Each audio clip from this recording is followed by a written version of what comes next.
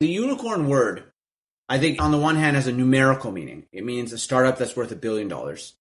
But it also has a philosophical underpinning where to build a unicorn is also an approach, a style, a philosophy towards how to do it.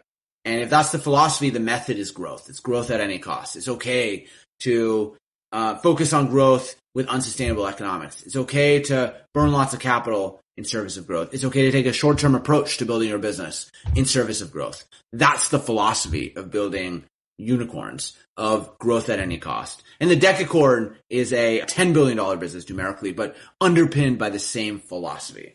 What I talk about in the book is this notion of being a camel. It's this idea of building sustainability and resilience into the business model from day one. It isn't about growth at any cost. It's about sustainable and resilient, balanced growth over time.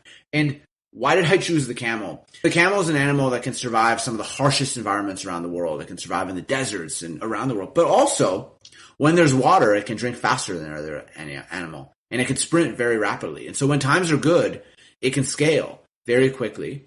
And when times are bad, it is built on a foundation of strength that lets it endure over the long term.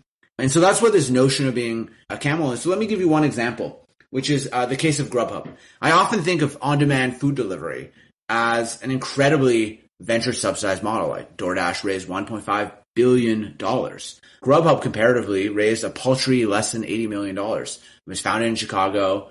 And when I interviewed Mike Evans, the COO and co-founder, he talked a lot about how philosophically they looked to build sustainability and resilience from the get-go. And every single fundraise they did was at a point where they were sustainable and for a very specific purpose. It was to expand to a couple other cities, to do a small acquisition, what have you. It took them about 10 years to exit, to IPO. And I asked Mike, I said, why didn't you do this faster? Why didn't you raise a little bit more money and accelerate? And he said, look, I could have done it in 8 years, but I would have done so at meaningfully more risk. And that's really what I'm talking about in the book. I think that we have this fallacy where we see all these big startups and these success stories that have grown at any cost. We say, well, they did it this way, and therefore that is the answer. But what we don't know is the counterfactual to the story. If you replay that story 100 times, how many of those times, taking this growth at all cost methodology, would you get the outcome that we just happen to see here versus the amount of times where the company would not have succeeded?